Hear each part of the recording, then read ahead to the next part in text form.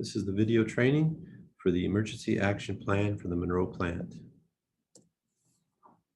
In the event of an emergency, Joe Isabel, the plant manager, with the assistance of John Like, can implement this plan.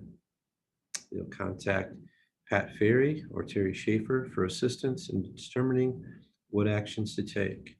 Pat and Terry cannot be reached. Joe and John have full authority to implement this plan. If they're not available, the most senior manager at the facility has full authority to implement this plan. Any emergencies, fire, medical, or others are reported using 911, or you can contact Concrete Dispatch at the Monroe office with instructions they call 911. There are instances that require reporting to the Michigan OSHA office. Fatalities must be reported within 8 hours should they happen, using the phone number shown here. Any inpatient hospitalization required of an employee, amputation or eye loss must be reported within 24 hours to the number shown here. Employees will be informed of an emergency via radio or voice commands.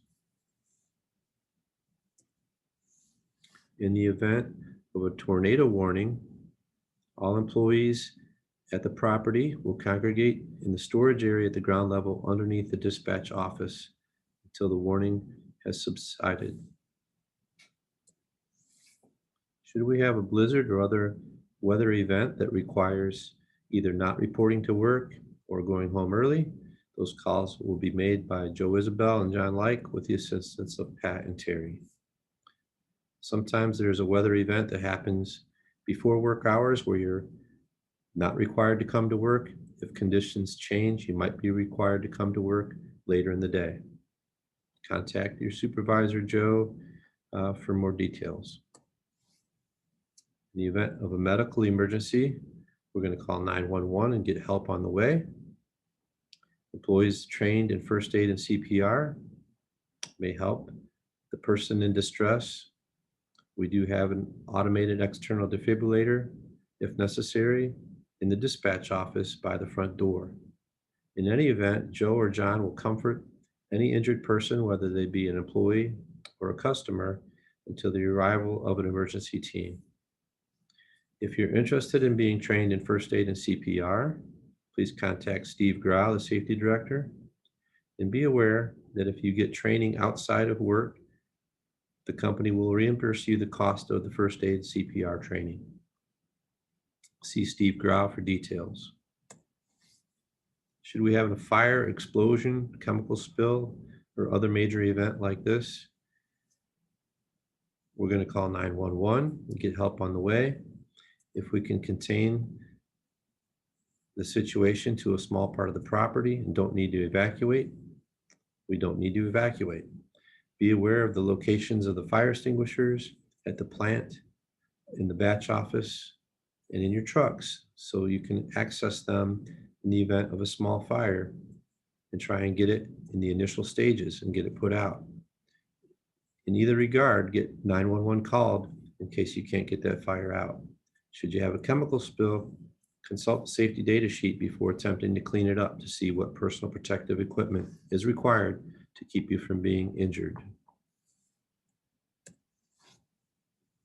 Should we need to evacuate the facility, it's important that we make sure everyone is out, that we call 911 and get them coming, that you check in before leaving the facility so we don't have first responders looking for an employee that's already evacuated.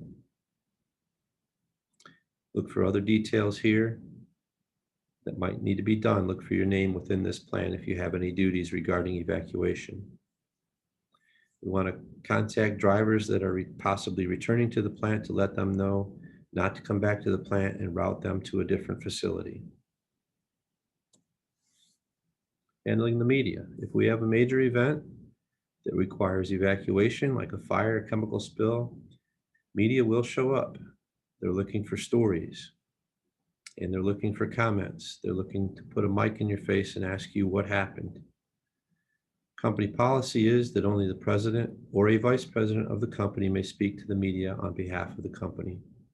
We've had events in the past where media have shown up and they've misquoted employees as to what happened.